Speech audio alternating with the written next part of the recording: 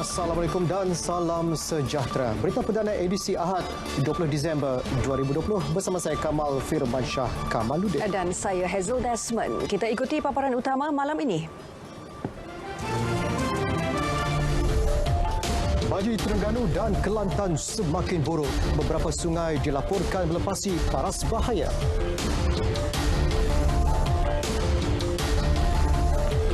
Flat di PKL berusia 40 tahun dan usang akan dibangunkan semula di bawah program pembaharuan bandar.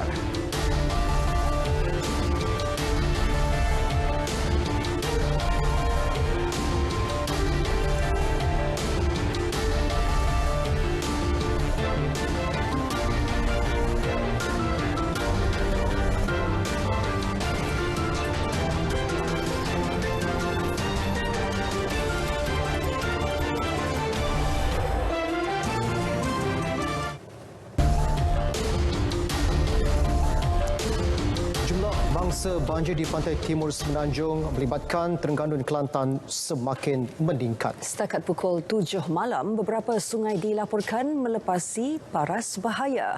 Sebanyak 47 pusat peminahan sementara PPS dibuka di 4 daerah iaitu Kemaman Dungun, Hulu Terengganu dan Setiu. Daerah yang paling teruk terjejas iaitu Kemaman yang terus merekod pertambahan jumlah mangsa kepada 6,623 orang daripada 1,572 keluarga. Sementara di Dungun pula, jumlah mangsa bertambah kepada 663 orang daripada 186 keluarga berbanding 381 orang daripada 104 keluarga sebelum ini.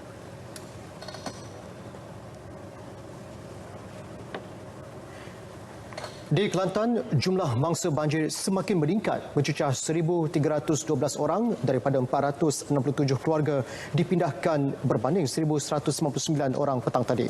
Menurut aplikasi Info Bencana Jabatan Kebajikan Masyarakat JKM, penduduk jajahan Pasir Mas kekal terjejas teruk iaitu seramai 1,008 orang dipindahkan di 14 PPS sementara di Tanah Merah. Di Kuala Krai dan Tanah Merah pula, tiada pertambahan dilaporkan dengan masing-masing 5 PPS dibuka yang menempatkan 161 dan 143 penduduk terjejas. Sementara itu, mengikut laporan infobanjir.water.gov.my, 3 sungai Lebir Tualang, Sungai Kelantan dan Sungai Golok mencatat bacaan melepasi paras bahaya.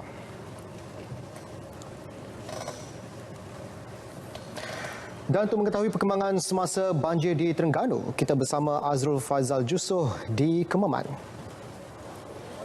Silakan Azrul.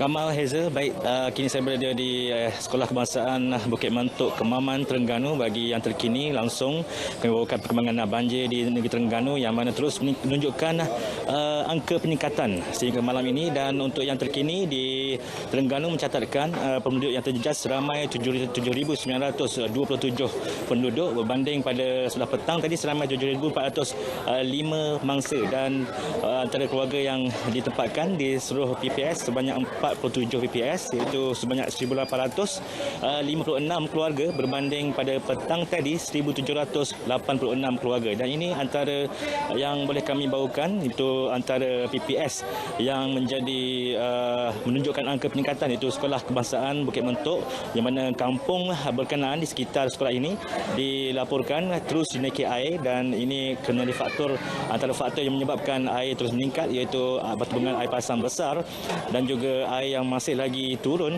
daripada sebelah hulu, antara di sebelah Ceneh dan juga di sebelah Jabur dan juga di sebelah sempadan di daerah negeri Terengganu.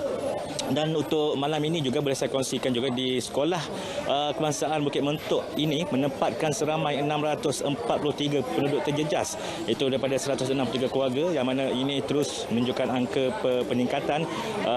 Sepanjang kami berada di sini, di PPS ini, sepanjang hari ini, penduduk yang berpindah dan daftar terus bertambah dari masa ke masa. Dan apapun untuk lain-lain daerah yang terlibat masih lagi menunjukkan angka ataupun PPS masih dibuka, antaranya di daerah Dungun iaitu sebanyak 15 PPS menempatkan 683 penduduk, dan seterusnya di daerah Hulu Terengganu sebanyak 57 penduduk terjejas di 3 PPS, manakala di daerah Sitiu kekal dengan 1 PPS seramai 11 penduduk iaitu daripada 3 keluarga. Jadi antara peringatan yang diberikan oleh Ketua Sekretariat Jawatankuasa Bencana Negeri Terengganu iaitu Lieutenant Colonel PA Cik Abdul Rahman yang menasihatkan bahawa penduduk di sekitar Bukit Montok akan terus dipantau pada malam ini, kerana dijangkakan pertembungan air besar akan berlaku pada malam ini, akan terus menambah ataupun meningkatkan lagi angka jumlah penduduk jejas ke pusat pemindahan ini. Jadi itu antara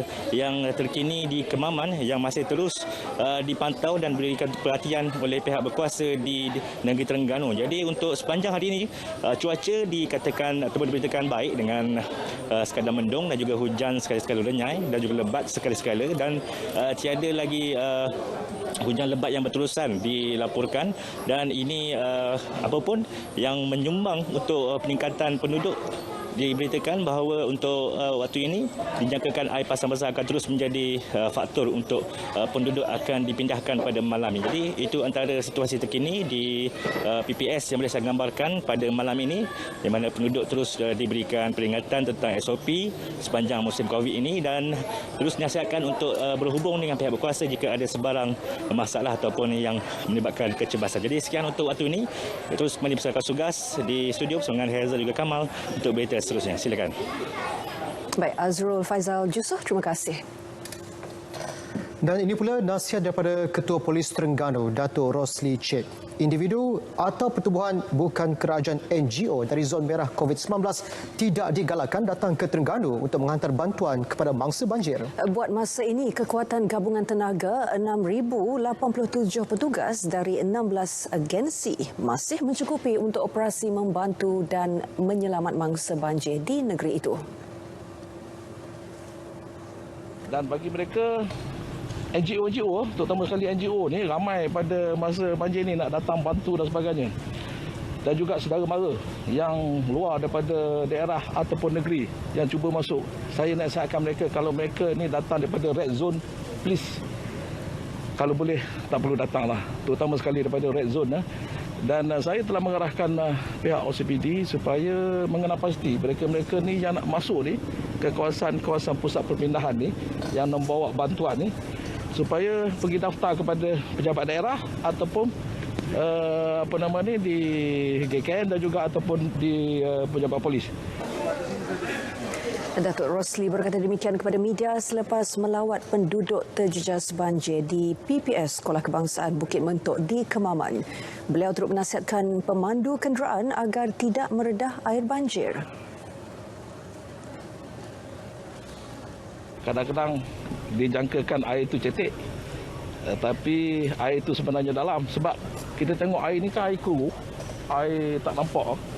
So nasihat saya lah, apabila melihat jalan tu telah ditenggelami air, jangan cuba mengharungi, jangan ambil risiko. Sebab dengan keadaan jalan, mungkin jalan rosak, jalan berlubang dan juga air laju, membahayakan nyawa. Kalau boleh elakkan. Jangan cuba redah ataupun mengharungi banjir. Gara-gara cuba meredah air banjir, 3 beranak berdepan detik cemas selepas kenderaan pelbagai guna MPV dinaiki mereka hanyut di bawah arus di Kemaman, Terengganu pagi tadi. Dalam kejadian kira-kira jam 7.30 pagi tadi, mereka bernasib baik selepas berjaya menyelamatkan diri, manakala kereta dinaiki mereka dihanyutkan arus. Ketika kejadian, pasangan suami isteri tersebut bersama seorang anak lelaki mereka berusia 6 tahun sedang dalam perjalanan dari rumah untuk minum pagi di sebuah kedai. Kereta tersebut cuba meredah air sedalam kira-kira 3 meter sebelum dibawa arus deras ke tepi jalan. Bagaimanapun, kesemua 3 beranak terbabit sempat keluar menyelamatkan diri. Ketua Balai Bomba dan Penyelamat Ceneh, penolong penguasa bomba Muhammad Hanif Cik Khalid berkata, pihaknya mengambil masa kira-kira 2 jam untuk menaikkan kereta mangsa ke daratan daripada kawasan banjir berkenaan.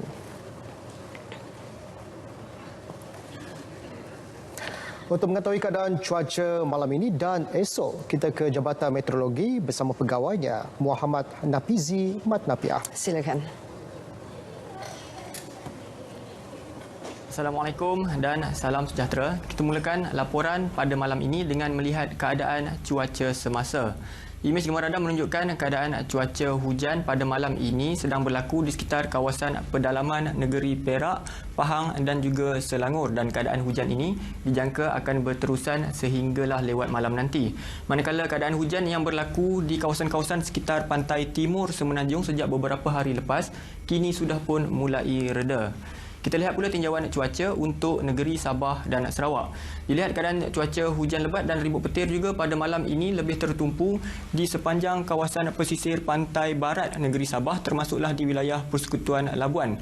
Manakala bagi negeri Sarawak pula, hujan pada malam ini dilihat sedang berlaku di bahagian-bahagian sekitar barat dan pedalaman negeri berkenaan. Dan dengan itu, amaran cuaca waspada bagi negeri Sabah dan Sarawak juga masih lagi dikekalkan sehinggalah esok 21 Disember bagi kawasan-kawasan yang bertanda kuning.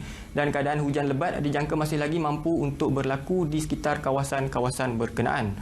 Oleh itu, orang ramai khususnya di kawasan yang berkedudukan rendah dan di kawasan yang kerap banjir dinasihatkan supaya sentiasa berwaspada dengan keadaan cuaca semasa.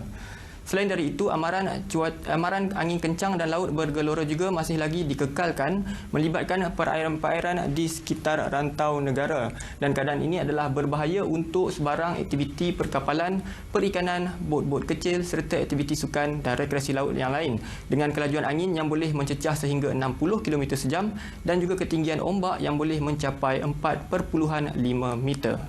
Sekian dahulu info cuaca buat kali ini. Sebelum berpisah, kita lihat tinjauan cuaca bagi bandar-bandar utama di seluruh negara. Assalamualaikum dan salam sejahtera.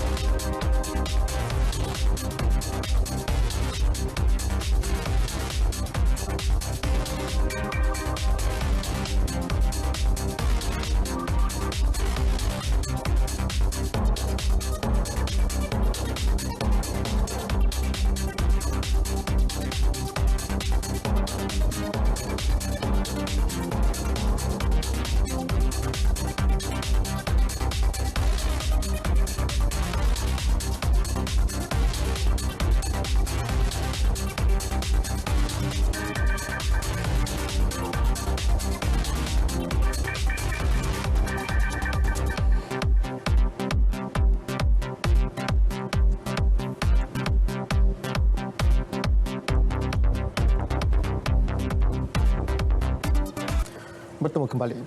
Perkembangan terkini jangkitan COVID-19, kes baharu hari ini kekal 4 angka 1,340 menjadikan jumlah kumulatif kes positif di Malaysia 93,309 kes. Kes sembuh pula 1,067 kes menjadikan jumlah kumulatif kes pulih 77,309. 4 kematian turut dilaporkan menjadikan jumlahnya 437. Berikut data terkini COVID-19 diikuti kes positif harian mengikut negeri.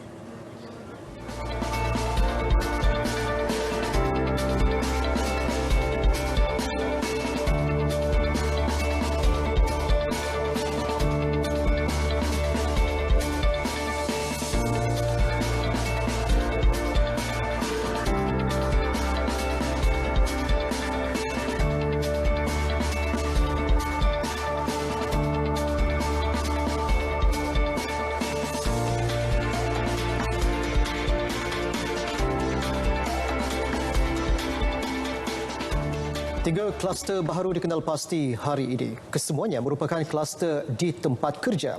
Ketua Pengarah Kesihatan Tan Sri Dr. Nur Hisham Abdullah menerusi kenyataan medianya memaklumkan kluster tersebut melibatkan 3 negeri iaitu wilayah Persekutuan Kuala Lumpur, Sabah dan Johor. Kluster tapak bina Metropolis melibatkan daerah Kepong di Ibu Negara. Hasil saringan terhadap 481 individu, 147 dikesan positif. Manakala kluster estet maju pula melibatkan 3 daerah di Sabah iaitu Kota Kinabalu, Putatan dan Tuaran. 28 daripada 63 individu yang disaring didapati positif. Bagi kluster Batu, 39 pula yang dikesan di Pontian, Johor, 28 kes positif hasil saringan 152 individu. Secara keseluruhan, 443 kluster telah dilaporkan sehingga hari ini. 244 kluster telah diisytiharkan tamat, manakala 199 lagi masih aktif. Perumahan awam milik Dewan Bandaraya Kuala Lumpur DBKL yang berusia lebih 40 tahun dan usang akan dibangunkan semula di bawah projek pembangunan bandar atau Urban Renewal. Menerusi projek itu, perumahan awam terlibat bakal memiliki kemudahan setara kondominium dengan saiz setiap unit diluaskan kepada 800 kaki persegi dilengkapi 3 bilik tidur. Antara perumahan awam yang dikenal pasti, Flat Sri Perlis Kramat, Flat Negeri 9 Sentul dan Flat Sri Labuan Bandar Tun Razak.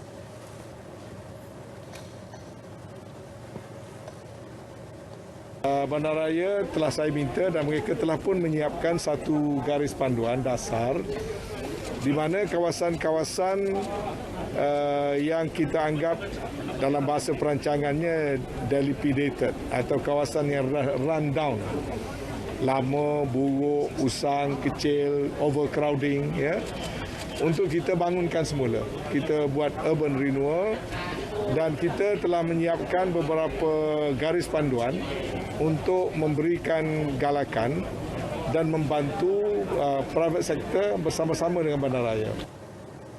Tan Sri Anwar ditemui media selepas majlis penyampaian bantuan makanan dan pelitup separuh muka kepada penduduk kawasan Ceras Ibu Negara. Kementerian Wilayah Persekutuan juga bercadang menukar nama Jalan Eaton kepada Jalan Tun Hajah Raha. Tan Sri Anwar berkata pertimbangan dibuat sebagai menghargai sumbangan besar Allahyarham Tun Raha Muhammad Noh kepada negara. Semalam saya telah memberitahu kepada Ketua Setiausaha Kementerian supaya mengambil tindakan kerana dia perlu melalui satu proses. Dia ada satu jawatan kuasa untuk menyemak dan menukar nama atau memberikan nama di peringkat kerajaan tempatan dan juga mesti mendapat kelulusan jawatan kuasa nama-nama jalan di peringkat kementerian. Dan selepas itu perlu dibawa kepada saya untuk kelulusan. Allahyarhamah Tun Raha balu kepada Perdana Menteri kedua Tun Abdul Razak meninggal dunia Jumaat lalu dan dikebumikan semalam di Makam Pahlawan Masjid Negara.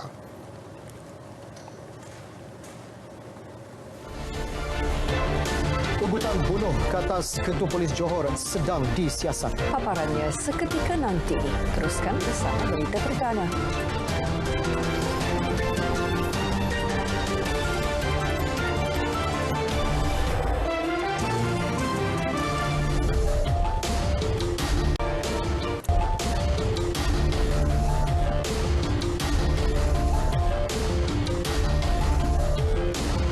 Sehingga semalam, 672 individu sudah ditahan atas kesalahan ingkar arahan Perintah Kawalan Pergerakan PKP. Daripada jumlah itu, 643 telah dikompaun dan 29 direman. Menurut kenyataan media Menteri Kanan Pertahanan Datuk Seri Ismail Sabri Yaakob, antara kesalahan ingkar arahan PKP termasuk aktiviti pusat hiburan 442 kes, tidak memakai pelitup muka 90 kes, gagal mematuhi arahan penjarakan fizikal 78 kes dan gagal menyediakan peralatan merekod butiran pelanggan 37 kes.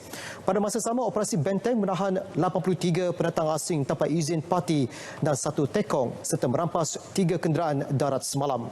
Sejak 20 April sehingga 19 Disember 2020, sejumlah 14,007 pemeriksaan dijalankan oleh anggota penguatkuasa Lembaga Pembangunan Industri Pembinaan Malaysia CIDB yang melibatkan 8,000 tapak binaan di seluruh negara. Bagaimanapun, Datuk Seri Ismail Sabri berkata, 7 tapak binaan yang diperiksa semalam mematuhi SOP yang telah ditetapkan. Pandemik COVID-19 memberi impak besar kepada rakyat dan ekonomi negara. Berikutan itu, pelbagai inisiatif diperkenal kerajaan dalam membantu rakyat dan memulihkan kembali ekonomi. Melalui Pelan Pemulihan Ekonomi Jangka Pendek Penjana, kumpulan sasar termasuk usahawan industri kreatif terjejas mendapat suntikan modal untuk memulihkan perniagaan. Wartawan Majidah Ismail berkongsi manfaat yang diterima usahawan industri kreatif di Kelantan. Merujuk Pelan Penjana, industri kreatif menerima inisiatif pemulihan cendana iaitu bantuan kritikal yang disalurkan kepada pengusaha kraf tradisional.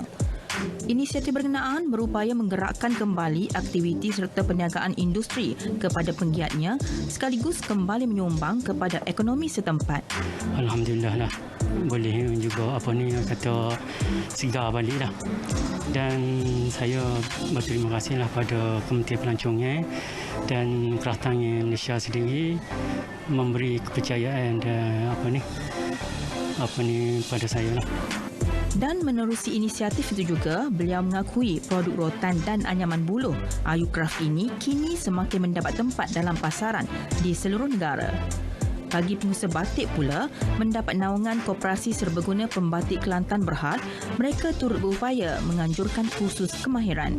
Dan satu lagi program di bawah HRDF akan dilaksanakan nanti insya-Allah dalam tahun 2021 ini, iaitu untuk BIM 40. Yang mana ini kita sedang menyelenggarakan perkara ini. Inilah bantuan yang pihak kerajaan, Perdana Menteri kita memberi kemudahan kepada industri kraft untuk kita meneruskan agenda kita. Sementara itu, pemilik kilang bata Atap Singgora, Noraini Jusuh, turut senada inisiatif yang diterima membantunya meneruskan tradisi turun-temurun keluarga. Jadi sekarang ni Kak Ni rasa bersyukur sangatlah dengan adanya skrim penjana ni boleh membantu Kak Ni meningkatkan lagi apa yang Kak Ni tak ada dalam perusahaan Kak Ni, boleh Kak Ni tokok tambah lagi lah untuk mempercepatkan pengeluaran. Inisiatif yang dimanfaatkan sepenuhnya kumpulan sasar ini akui Pengarah Perbadanan Kemajuan Kraftangan Cawangan Kelantan, Nur Azmi Ismail, menyaksikan mereka lebih berdaya saing. Platform digital yang diwujudkan seperti MyCraft Shop memberi kesan langsung kepada 130 usahawan. So ini satu peluang yang besar pada pihak usahawan untuk memastikan mereka dapat terus memasarkan produk mereka terus kepada pihak pelanggan. Di perniagaan secara atas talian ini menjadi satu trend di pihak Kraftangan. Melalui inisiatif kami telah mewujudkan banyak platform digital lah untuk memudahkan pihak usahawan terus memasarkan produk mereka tanpa melalui orang tengah lagi. Melalui e-Craft Bazar sahaja, RM8 juta telah dijana sejak dibangunkan, sekaligus menjadi medium terbaik pemasaran produk kraft secara dalam talian. Bagi jangka panjang, Kraftangan Cawangan Kelantan bakal memberi tumpuan kepada usaha meningkatkan pendedahan kaedah pemasaran produk secara dalam talian sebagai medium yang lebih berkesan. Majidah Ismail, Berita RTM. Polis Johor sedang menyiasat kes ugutan bunuh ke atas Ketua Polis Negeri, Datuk Ayub Khan Maidin Pichai, yang dipercayai melibatkan 3 ahli kumpulan pengganas Harimau Pembebasan Tamil Ilm LTTE. Maklumat diperoleh 2 minggu lalu daripada seorang individu menerusi panggilan telefon ke pejabat Ketua Polis Johor. Menurut Datuk Ayub, 3 lelaki itu dikatakan akan datang ke Johor dari Selangor untuk membunuh beliau.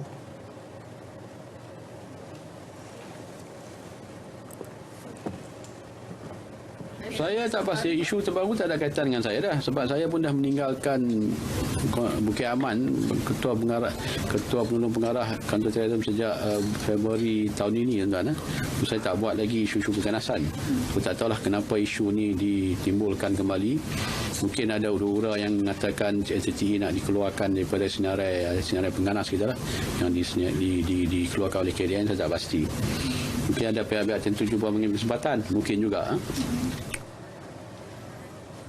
Datuk Ayub terus memaklumkan Polis Johor merupakan kontingen polis pertama berjaya melengkapkan 100% banci menerusi e-census yang melibatkan 12,267 pegawai dan anggota polis serta pegawai awam.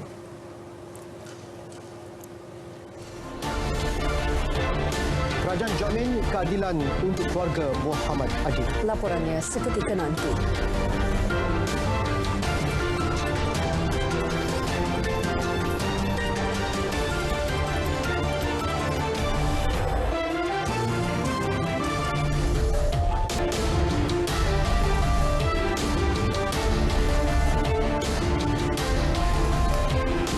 Kerajaan Menteri Jaminan akan mengambil tindakan sewajarnya untuk memberi keadilan buat keluarga Allahyarham Muhammad Adib Muhammad Kasim, anggota bomba yang meninggal dunia semasa bertugas ketika rusuhan di tapak Kuil Sri Maha Mariaman Subang Jaya 2 tahun lalu.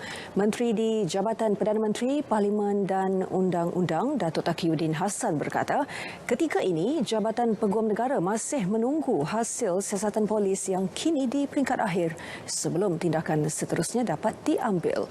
Datuk Taqiyuddin mengulas kekecewaan keluarga Muhammad Adib yang mencadangkan supaya diadakan semula inkues kematian anggota bomba itu kerana sudah terlalu lama bersabar menunggu pembelaan terhadap Allahyarham.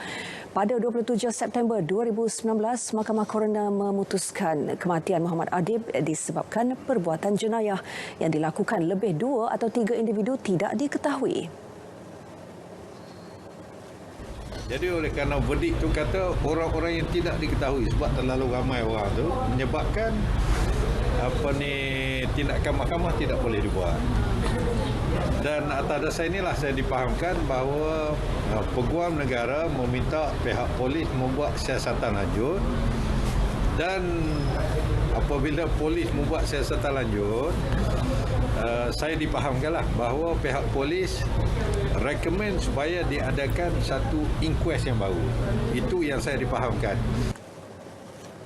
Datuk Taqiyuddin bercakap kepada media selepas mengadakan perjumpaan bersama Datuk Bandar dan Yang di-Pertua pihak berkuasa tempatan PBT Kedah di Baling. Muhammad Adib, 24 tahun yang meninggal dunia pada 17 Disember 2018 di Institut Jantung Negara, ekoran kecederaan parah dialaminya semasa rusuhan di tapak Kuil Sri Maha Mariaman Subang Jaya pada 27 November tahun sama. Sekolah-sekolah yang mempunyai bangunan daif akan sentiasa dipantau bagi memastikan tiada isu yang terlepas pandang. Justru Kementerian Pendidikan Malaysia akan sering turun padang untuk melihat secara dekat keperluan segera khusus untuk memberi keselesaan pelajar dan warga sekolah. Menteri Kanan Pendidikan Dr. Razzie Jidin berkata, walaupun pihaknya mempunyai senarai sekolah daif, namun sebarang keperluan yang lebih mendesak perlu didahulukan. Antara negeri yang paling banyak mempunyai bangunan sekolah daif ialah di Sabah dan Sarawak.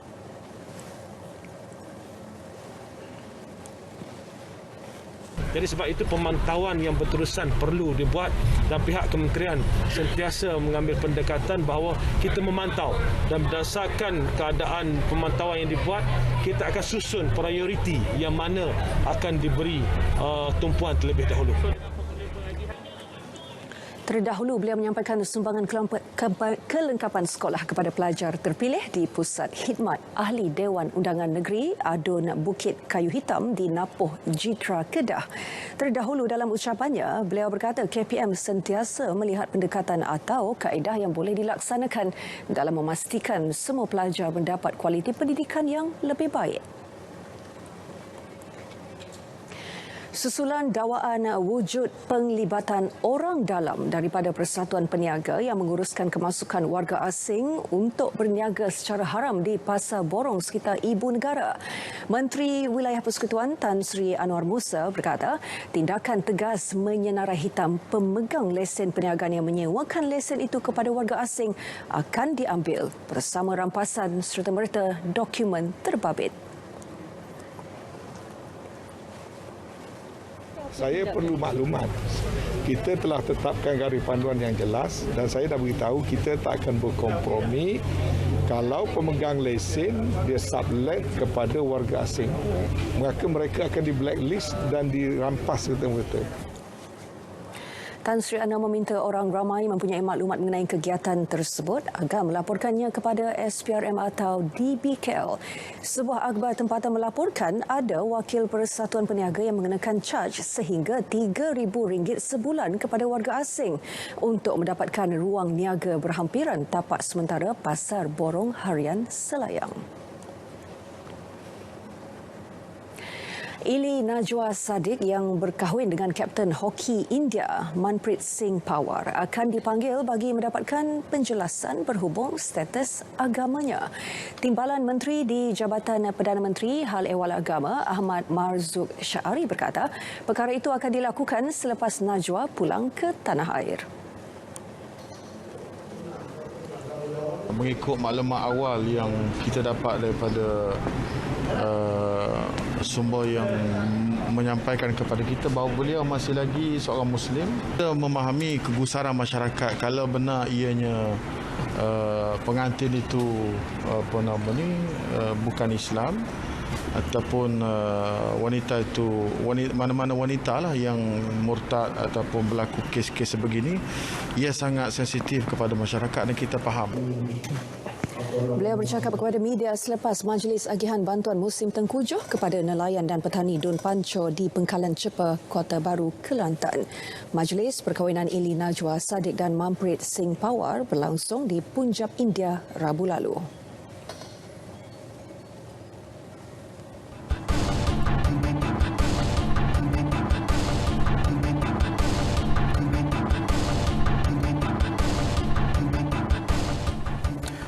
Bank Islam dinobatkan sebagai bank runcit Islam paling kukuh untuk tahun 2020. Pengumuman dibuat pada Anugerah Perbankan Runcit Islam ke-6 yang diadakan secara dalam talian pada 15 Disember lalu. Ia merupakan anugerah kali kedua diterima oleh Bank Islam selepas memenanginya pertama kali pada tahun 2015. Menteri Ketua Pegawai Eksekutif Bank Islam Muhammad Muazzam Muhammad menerusi satu kenyataan pihaknya berbesar hati menerima anugerah itu kerana ia mengiktiraf komitmen padu Bank Islam dalam memenuhi harapan pelanggan. Selain itu, anugerah itu turut mengiktiraf fokus berterusan pihaknya dalam menyediakan penyelesaian kewangan dan perbankan patuh syariah yang komprehensif dan inovatif. Tambah beliau, usaha Bank Islam dalam memastikan sokongan terhadap ekonomi, pemerkasaan masyarakat dan juga pelindungan alam sekitar turut menjadi kekuatan institusi perbankan itu selain pencapaian kewangan. Bagi memenuhi portfolio pelanggan yang pelbagai, Bank Islam akan terus berinovasi untuk memberikan penyelesaian kewangan dengan memanfaatkan teknologi terkini terutamanya dalam situasi penularan COVID-19.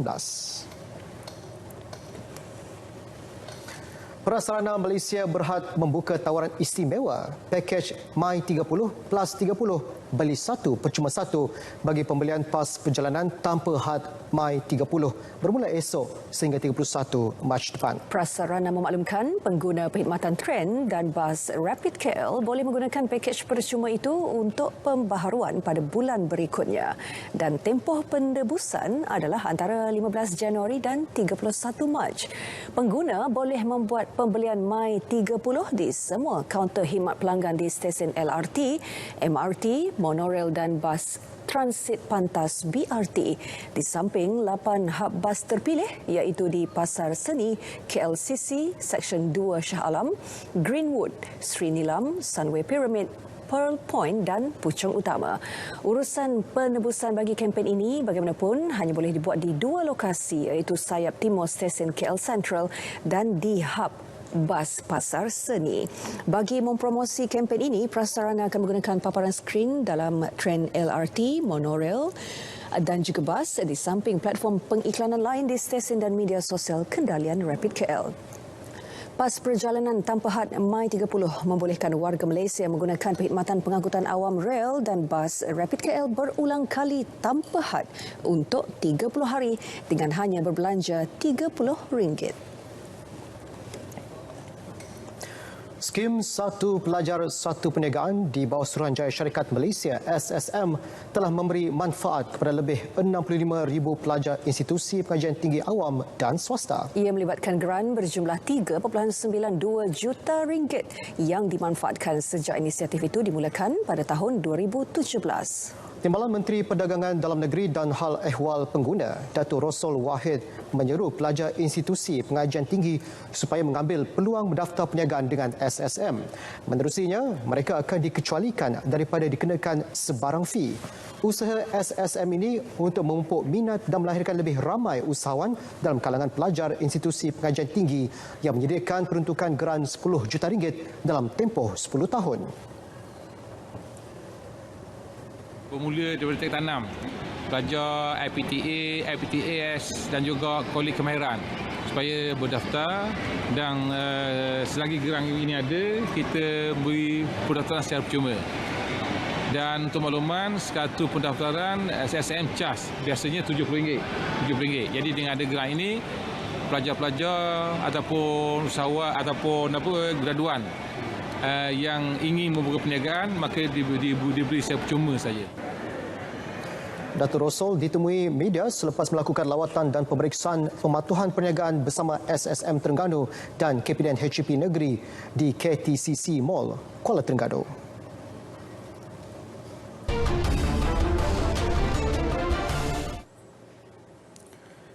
Terima kasih di atas kesetiaan anda bersama dengan kami. Kita mulakan segmen sukan dengan perkembangan sukan bola sepak. Juara bertahan Liga Super Johor Darul Takzim JDT menguasai senarai pencalonan bagi 5 kategori utama anugerah bola sepak kebangsaan 2020. Anugerah ini bakal diadakan secara maya pada 30 Disember susulan pandemik COVID-19. Malaysian Football League MFM menerusi hantaran terbaru di Facebook hari ini memaklumkan 3 pemain pertahanan kebangsaan iaitu Aidil Zafwan Abdul Razak, Lavie Corbin Ong dan Matthew Davis antara 10 pemain tercalon dalam kategori anugerah pemain pertahanan terbaik. Sementara seorang lagi pemain kebangsaan Muhammad Afiq Fazail yang beraksi dengan skuad Harimau Selatan itu tercalon untuk anugerah pemain tengah terbaik bersama 3 rakan sepasukan iaitu Gonzalo Cabrera, Leandro Velasquez dan Muhammad Safawi Rashid. Bekas penyerang JDT Diogo Luis yang berhijrah ke kelab Liga Thailand BG Pathum United FC bersama pemain muda Ramadan Saifullah Usman pula tercalon untuk anugerah penyerang terbaik. Sementara penjaga gol JDT Farizal Marlias dan ketua jurulatih skuad berkenaan Benjamin Mora masing-masing dicalonkan bagi merebut anugerah penjaga gol terbaik dan jurulatih terbaik. Pemenang akan diputuskan juri profesional terdiri daripada 24 ketua jurulatih, 24 ketua pasukan dan 24 wakil media yang menyumbang 70% kiraan mata. Baki 30% lagi adalah menerusi undian penyokong secara dalam talian yang dipaparkan di semua laman media sosial rasmi MFL bermula esok sehingga 25 Disember. Sukan berbasikal. Prestasi Azizul Hasni Awang nyata masih berada pada tahap terbaik walaupun lama berehat. Jaguh basikal trek negara itu merangkul pingat emas. Acara kirin individu lelaki di kejohanan berbasikal kebangsaan Australia di Brisbane hari ini. Lebih manis, seorang lagi pelumba negara Muhammad Syafidaus Syahrum turut menaiki podium apabila menduduki tempat ketiga acara berkenaan. Ia merupakan kejohanan kompetitif pertama Azizul Hasni sejak pandemik COVID-19 melanda seluruh dunia setelah penyertaannya mendapat kebenaran Persekutuan Berbasikal Australia. Pelumba yang dikenali sebagai The Pocket Rocketman itu mengumumkan kejayaannya memenangi emas tersebut dalam hantarannya di laman sosial. Pingat perak dimenangi pelumba tempatan Matt Glazer, manakala Syafidaus di tempat ketiga. Kemarin, pelumba kelahiran Dungun Terengganu itu menduduki tempat keempat dalam acara pecut individu selepas tewas di penentuan gangsa. Ini pula sukan permotoran. Kejohanan permotoran SIC Mini GP 2020. Dominasi pelumba muda dari Terengganu Hakim Danish sukar digugat apabila berjaya muncul juara keseluruhan kategori 160cc dengan mengutip 200 mata maksimum daripada 4 perlumbaan. Kejayaan ini sekaligus melayakkan Hakim meraih slot ke kejohanan Idemitsu terlengkap tahun depan. Pada perlumbaan terakhir yang berlangsung di litarkad antarabangsa Sepang SIKC, Hakim selesa mendahului pelumba-pelumba lain. Hakim berjaya menamatkan keseluruhan perlumbaan dengan 18 minit 40.340 saat di hadapan Farish Hafi dan Aimil Izhar. Pertama sekali syukur Alhamdulillah kerana atas kemenangan saya untuk hari ini. Pemenang daripada 160 kategori akan automatik dipilih ke Asia Talent Cup untuk 2021 dan saya sangat happy yang championship kita telah direcognize oleh Dorna Sport. Untuk 2021 di Asia Talent Cup kita ada Daniel Syami, Syarul Izwan yang berlumba pada season 2020 dan juga Hakim Danish daripada SIC Mini GP Championship. Bagi kategori 110cc penguasaan, satu lagi pelumba dari Terengganu, Kabil Ifran yang muncul juara keseluruhan. Masih sukan permotoran menghabiskan perlumbaan di kedudukan 10 terbaik atau sekurang-kurangnya dalam kedudukan mata. Itu misi ditetapkan pasukan baharunya NTS RW Racing GP kepada pelumba negara Hafiz Syahriar Abdullah bagi kalender saingan Moto2 musim hadapan. Hafiz menganggap sasaran yang ditetapkannya itu sebagai realistik memandangkan dia kini masih dalam proses membiasakan diri dengan jentera baharunya. Pelumba yang terkenal dengan gelaran El Pescao itu sebelum ini pernah mengendalikan jentera menggunakan chassis Kalex dan Speed Up. So diorang kalau boleh nak sentiasa ada dalam point ataupun beri saingan yang sangat bagus lah. Diorang nak tengok macam mana dari segi improvement diorang. So saya rasa tekanan tu tinggi, sure tinggi bagi semua atlet. Tapi mungkin ni perjalanan ni agak berlainan sedikit. Kita nak develop motor, kita nak improvement. Hafiz juga baru sempat menjalani 2 sesi ujian bersama jentera baharunya dan akan menjalani sesi ujian seterusnya di Litar Jerez, Spanyol pada Mac tahun hadapan. Beliau ditemui pemberita selepas majlis pelancaran kedai gunting rambut pertamanya di Ampang.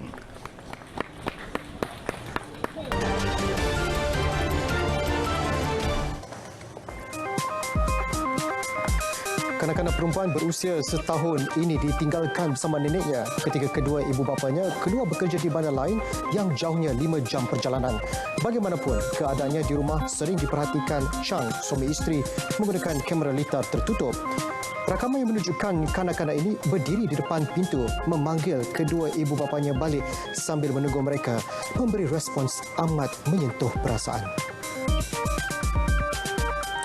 Seorang pesara yang menggelarkan dirinya Papa Smurf didedahkan sebagai perogol kanak-kanak. Robin yang pernah menarik perhatian ramai kerana mempunyai koleksi permainan Smurf terbesar di dunia kini menjalani hukuman penjara 16 tahun. Dia disabitkan 6 pertuduhan merogol, serangan seksual dan cuba mempengaruhi kanak-kanak melakukan aktiviti seksual. Mangsa yang kini telah dewasa mendedahkan bagaimana dia didera ketika itu. Di Indonesia, seorang perempuan yang dikejar orang ramai dilihat terjatuh ke dalam longkang sebelum direjam dengan batu oleh penduduk setempat. Dia cuba bangun untuk melawan dengan mengacukan pisau yang ada di tangannya. Namun akhirnya, perempuan ini rebah setelah tidak dapat menahan rejaman batu besar yang dibaling oleh orang ramai.